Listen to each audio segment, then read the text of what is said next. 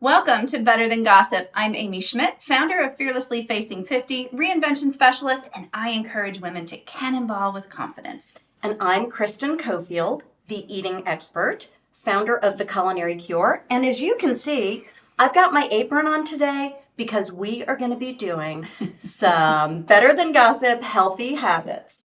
Did you know about that? What? I didn't hear. You know, that thing I've been telling you about. It's been a game changer for me.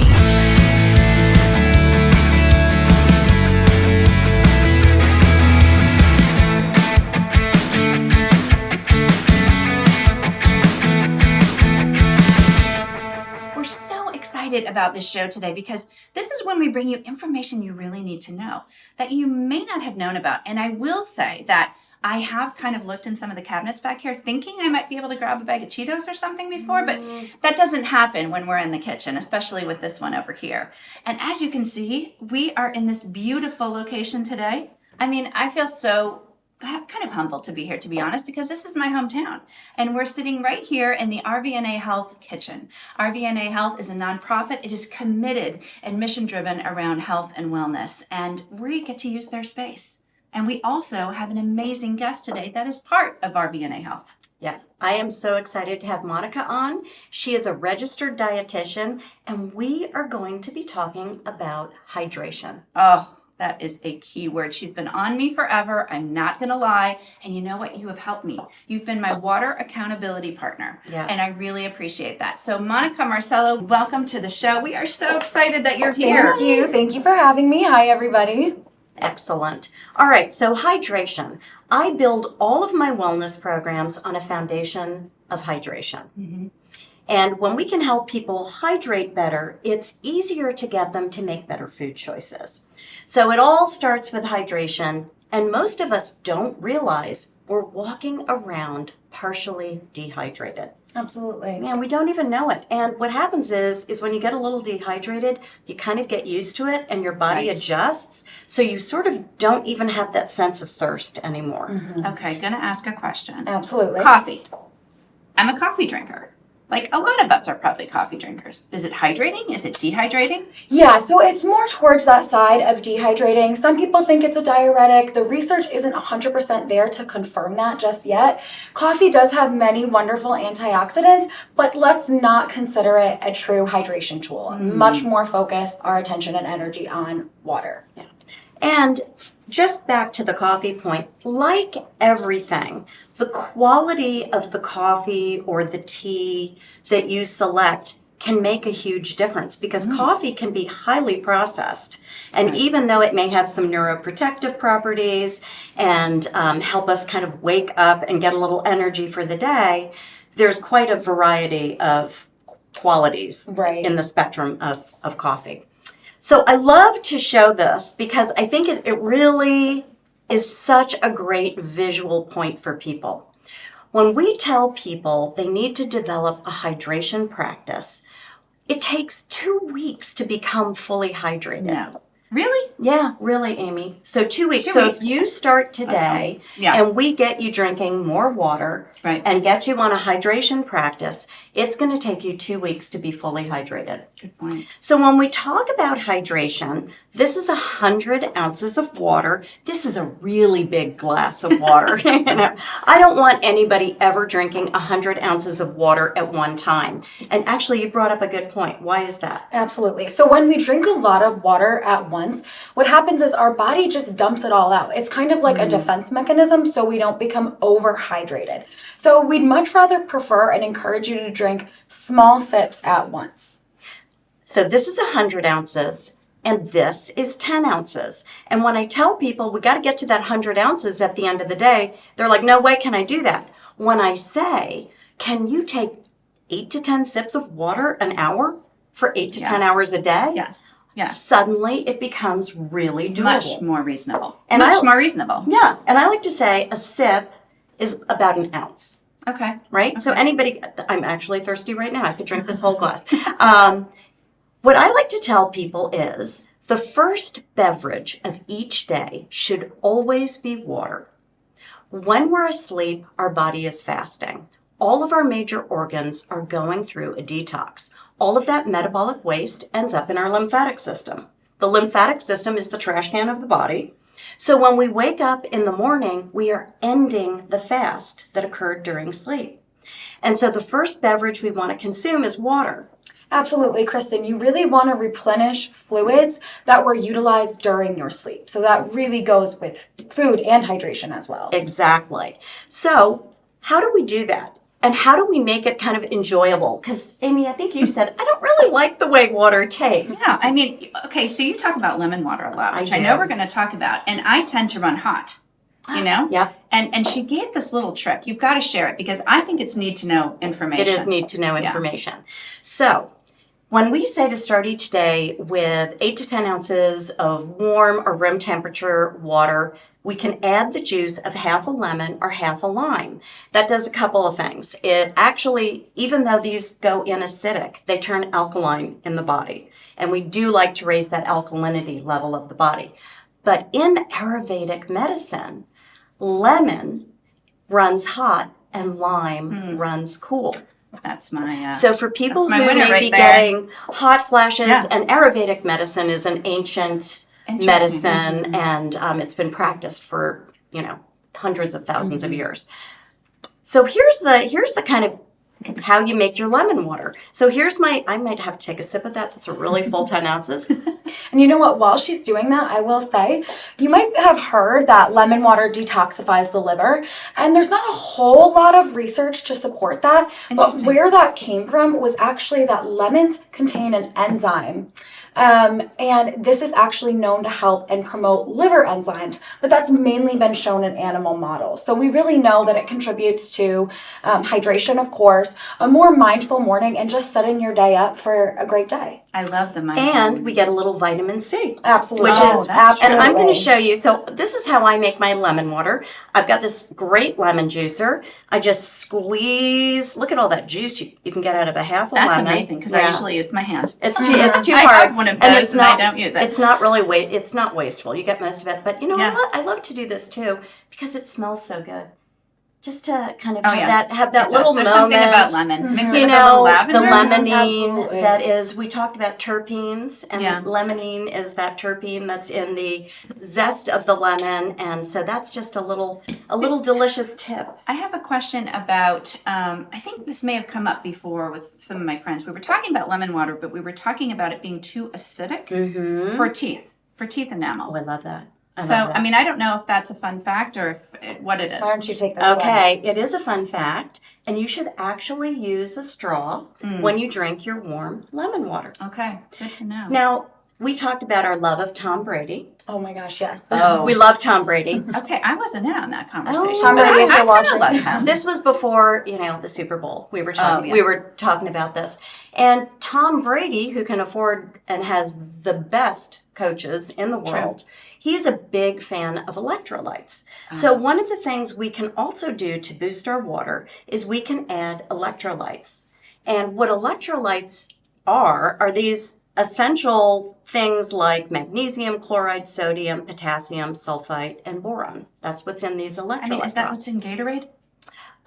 Okay, I know. I'm the girl that wants Cheetos in the I know. cabinet. They're working on me, but Well, and Gatorade does have electrolytes, but Okay. it's also got chemicals and added sugar. Added sugar. Absolutely. So when we put the electrolytes in the water, it actually helps the water get into our cells. It helps the liquids mimic more what our kind of blood looks like. So the Right. cells are more readily absorbing those liquids. And that's what we want to do. We want to sip 8 to 10 ounces an hour for 8 to 10 hours a day. And we want to get hydrated on an intercellular level. But there's another way that we can Absolutely. hydrate. Yes, that's a great point, Kristen. So a way that I recommend hydrating is also through your foods. And the reason that I recommend this is because not only are you going to get water, but you're also going to get those nutrients that are in the foods as well. So for example, you're going to get a lot of fiber. So if you're hydrating through your foods, you're going to be able to actually feel fuller longer. And that's going to be two ways. One, that water content's going to work on your stomach and sort of influence those stretch receptors. Yeah. But also you're going to get the fiber that's in the food as well. And we know that fiber promotes satiety and fullness. Interesting. I did not know that. And that helps us stay fuller longer. See? Absolutely. And it's just I love another that. way of getting all those important nutrients that we don't get enough of. So is it true? Here's another question, because I know little about this. Sometimes when you're hungry, you get those hunger pains. Is it actually because you're dehydrated and you need water, and that will get you a fuller feeling? So yes, there is some evidence that suggests that we can misinterpret the feelings Right. when you are dehydrated. So sometimes when you're dehydrated, you may feel hungry, but really you just need to have a glass of water. And another Love that. reason for this is because sometimes, when we haven't drank in a while, our liver, we need water to produce glucose, to produce sugar, to give us energy to get through the day. So sometimes when we don't have water, our liver is having a little bit harder time and is limited in its production of glucose. I always thought that I was an 8.5 medium, but being introduced to walking cradle shoe and a whole myriad of sizes and widths, I found out that I was an 8 wide. And since then, things have been so much better in the fit of my shoe. My passion is dancing, and I bought a pair of Calientes, and I have worn them in the classroom, I've worn them at the clubs, and after 5 years, that's how long they lasted. I managed to dance right out of them, and so I've replaced them because they are my go-to shoe.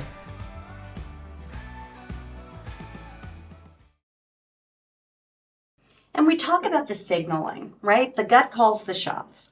So we really need to be being mindful of our gut health and giving our body the fuel it needs to run better. So you would never put unleaded fuel in a diesel vehicle, right? But yet we do that with our food. We put in foods and beverages that humans were really never designed to eat, highly processed foods, liquid sugars, all those kinds of things. So in thinking about this, I thought we should talk about the different types of water and why it's important to be an informed consumer, because we're not just talking about our own health, we're talking about the health of the planet. Absolutely. So, we all know tap water, right? So tap water, it's affordable, it's easy to access, and this can be an okay option for some people, given your circumstances. One thing you really want to watch out for, though, is there are chemicals like lead, arsenic, things that can last forever. They're known as the forever chemicals that can sort of trickle their way into our tap water. So I highly recommend, if you want to see the chemicals that are in your tap water, you can go to the Environmental Working Group. It's a nonprofit, and go to the tap water database. You'll simply put in your your zip code, and you can see the different type of chemicals that are in your water. That's fabulous. Yes. That's fabulous. Yes. We'll share that. We'll share that link, because I think absolutely. that's something that everybody can do. And I mean, I certainly didn't know that. So thank you for sharing. And it's really this idea that just because something is legal does not mean that it will promote optimal health or that it's safe. There has been some chemicals that have been still allowed in our tap water for over 40 years.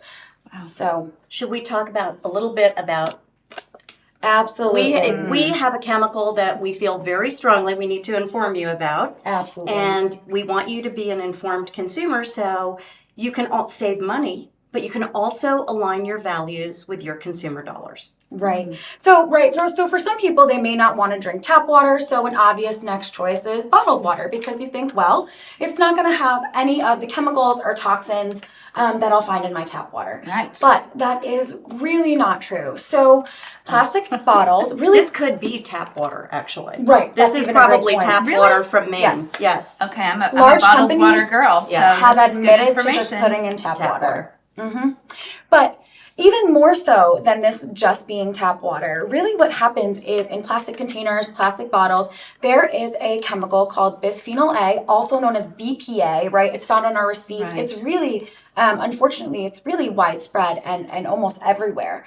But what happens is BPA can leach into the food and water and actually cause endocrine issues. There has been some research that it can affect infertility.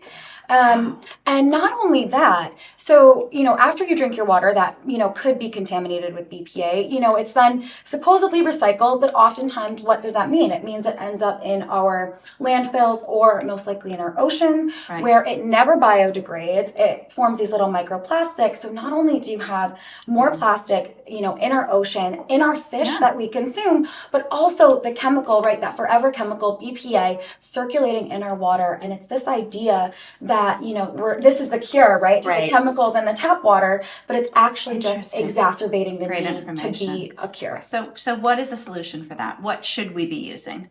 So I recommend having a stainless steel water bottle, a glass water bottle. Think about this as well when you're packaging your food. Another recommendation too is for a filter on your on your sink at home, right? So carbon filters are very inexpensive and effective, but if you want the most effective is reverse osmosis. So and that's kind of one you would have installed under your sink. Exactly. And we absorb an incredible amount through our skin. So if you're going to invest in a reverse osmosis system, it's really worth investing in one for your whole home. That is such great information. Is that a bottle there that you have that you're kind of... this one right here. That's great. Okay. Yeah, so this is a stainless steel. Another thing is as well, you may find that there are some BPA-free plastic bottles. Right. I've seen that on labels, sure. But I think, ultimately it's planet health, human health. So recommending, getting a filter and doing stainless or glass. And that will save you money in the long run. So it's really, it seems like it's a little bit more of a hassle, but once you have the bottles, you have the filter, it's going to help you measure your water too. So we're talking about a hydration practice. We're talking about 8 to 10 ounces an hour for 8 to 10 hours a day. We're talking about sipping our water, not gulping our water. And we know now that not all waters are created equal. Our tap water is processed. It's been through the municipal processing plant. They've treated it to make sure it's safe to drink. Sometimes there are chemicals in our food and water. That doesn't mean that those chemicals are food or water. And when the body is ingesting chemicals, it was never designed to process. Now we're putting diesel fuel in our unleaded engine, and that can lead to inflammation. So let's talk just really briefly, and we love Hello Water. We love Hello Water. Hello Water is a great alkaline water. Yeah. And we love that we want to raise the alkalinity level of the body, because what's the alkalinity level of our blood? So our blood is around 7.35 to 7.45. So it does tend to go more on that basic side. Okay. More alkaline. So anything that we can do to raise the alkalinity level, which we raise it naturally through eating and drinking more plants, and through choosing waters. But what are the healthiest waters? We've just talked about it's best to actually purify your own water, add a few electrolyte drops. That's going to be your most economical way of doing things. Second to that, if you're out, you're running around, you're like, oh my gosh, I have got to have a bottle of water. I happen to like this one because I like the packaging. It's not in plastic. That's a great one. You introduced me to that. I think it's a great water. I love this Flow water. And I love that it has naturally occurring electrolytes, essential minerals, and a high pH, a pH of 8.1. But when people are looking, you do want to look, the healthiest water is mineral water, naturally occurring mineral water. Yeah, so they found that the calcium and the magnesium that is in mineral water is actually comparable to the calcium and magnesium that's found in our food. So really what that means is that it's bioavailable. We're going to be able to digest, absorb it, and utilize it within the body. And another really interesting fact about this alkaline water, which resonates deeply with me, is that there is some research for people who have high stomach acidity. I am absolutely one of them. I am too. They actually found that people who drank alkaline water had less acidic symptoms. So just less stomach pain, less sort of burping, indigestion, things like that. So I really do recommend that alkaline water if you are somebody who experiences, GERD or any sort of stomach discomfort. Right, or kidney stones. And I have something to add to that. If you are one of those people, you should really avoid carbonated water. Carbonated water has a higher acidic level. Right. And so it's kind of I say you can have it as a treat if you're using it instead of maybe alcohol or something, have your sparkling water. But if you're looking to hydrate, you really want mineral water, or you want your filtered tap water boosted with electrolytes. This is such fascinating information. I've got to ask you though. So if we drink 10 of those a day, won't we be up all night? No. Mm-hmm. I knew you'd have an answer for me. That was something I was thinking about, because if I'm drinking that, I'm going to be having to go to the bathroom. Do you want to talk a little bit about how the body utilizes hydration? Just a tiny bit, and this is really important for people to remember. If you're dehydrated, your urine is actually concentrated in your bladder, and anything you drink at that point is going to make you feel like you have to go to the bathroom. But when we start to hydrate properly with a hydration practice, and I always say, if you're not measuring your water, you're not drinking enough. Right. Because people always say, I drink plenty of water. Right.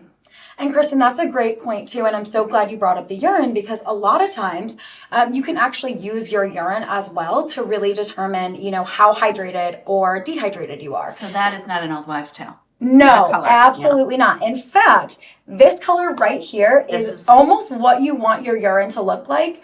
You want it to be keep it real here. Right. Keep it real. Right there. You really want it to be that light, and you can tell when you sort of get that like darker color. Like, okay, I think I really need to go ahead and drink a little more. I've heard that for so long, and I've preached that to my children. Yes. So I'm glad to hear that right here on Better Than Gossip, we are saying that this is actually healthy urine. Right. This is lemon water. Your lemon water. This is healthy urine. Yes. One other thing I wanted to ask was, as we age, I just remember with elderly parents, both of my parents have passed, but, my parents didn't drink as much water. They weren't as thirsty or something like that. Is that true? That is true. So everyone's hydration needs will matter a little bit, right? Like age, lifestyle, extreme athletes, right? They're going to need more hydration and different hydration routines or practices. And the truth is, yes, because we also need more hydration for more muscle mass. And so as we age, we tend not to have as much muscle mass. We're more sedentary, right? So we don't actually need as much water. But there's a caveat to that. We are also more sensitive to fluids as we age. In fact, I have had a family member go to the hospital purely out of dehydration. Sure. And nothing else was wrong, just did not drink, did not think of it. So it is really important, if you do have an elderly family member or you're elderly yourself, set a timer, do little things that can help encourage your loved one to drink, because it really is so important. Okay, this has been power-packed with incredible information. And that's what we do on the show, is we really break it down and we really keep it real, but we keep it so applicable to everyday life. This is something we all can do. Actionable steps anybody can do, and this is pretty much free. And you want that hydration practice because our body is 60 to 80% water. Right. And all of our major organs require hydration to function properly, and including our brain. Absolutely. And everybody's complaining about sleep. You will sleep better if you're properly hydrated. And it's a practice. And so if we start with a hydration practice when we're younger, it's going to be easier to bring it into our years as we age. Absolutely. But our parents never had a hydration practice. Right. And I think this is a great challenge too for people that are listening and viewing today. This is great. We should put this in our social media and really challenge people to show us pictures of them drinking their water, of them using, I have had one of these things, I think, from Williams-Sonoma or something. It's sitting in my drawer and I should be using that. Yeah. And simply doing that, drinking my lemon water through a straw. All of these valuable tips. Monica, you are a wealth of knowledge. Thank you so much. Incredible. And thank you so much. We have a secret sauce too. Oh, we do. And I wanted Monica to share just RVNA, just a little bit about RVNA Health and where we can find you and some more information. Yeah, absolutely. So here at RVNA Health, our mission is to bring excellent care across all stages and ages of life. So we have, we are a nonprofit and we serve the community by giving vaccinations. We do well child clinics, all the way up to taking care of your elderly via home health when they just get out of the hospital, or private care as well. And it's community driven. Absolutely. This today is happening because of community, the RVNA Health community. And we really thank you for that. But you know what? One of the special things we do on the show is our secret sauce. Today, our Kristen is going to be sharing her secret sauce, what we need to know about hydration and a few little tips. So please share. This is a good one, and most people are shocked when I tell them. don't drink liquids with meals. Right? Right. Okay, that's kind of a mic drop. Don't drink liquids with meals if you can help it. That's not to say you can't go out to dinner and have a glass of wine with your meal.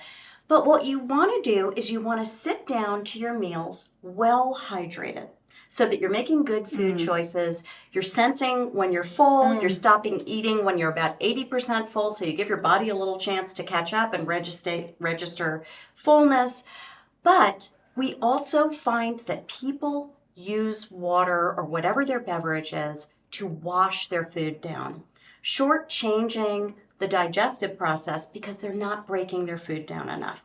And when we swallow food before it's fully broken down, our stomach creates acid. And that's how people end up with acid reflux. We're also diluting some of the digestive enzymes that we need to break our food down so that we can get more nutrients out of it. So minimize liquids with meals. Yeah. I love that. Well, my kids when they were younger would guzzle down milk. Right. And then not eat anything. Milk's a whole nother topic. We won't go into milk today, but I just thought I'd bring that up. But it's so true. I love that fun fact. And thank you for the secret sauce. Monica, thank you for joining us. Thank you guys for having me. It was absolutely fabulous. I know you're going to be coming back with some more information that is fantastic and great. Absolutely. So thank you so much. And thank you so much for joining us on Better Than Gossip. I'm Amy. And I'm Kristen. And together we are Better Than Gossip, sharing ageless advice for timeless women. We'll see you next time.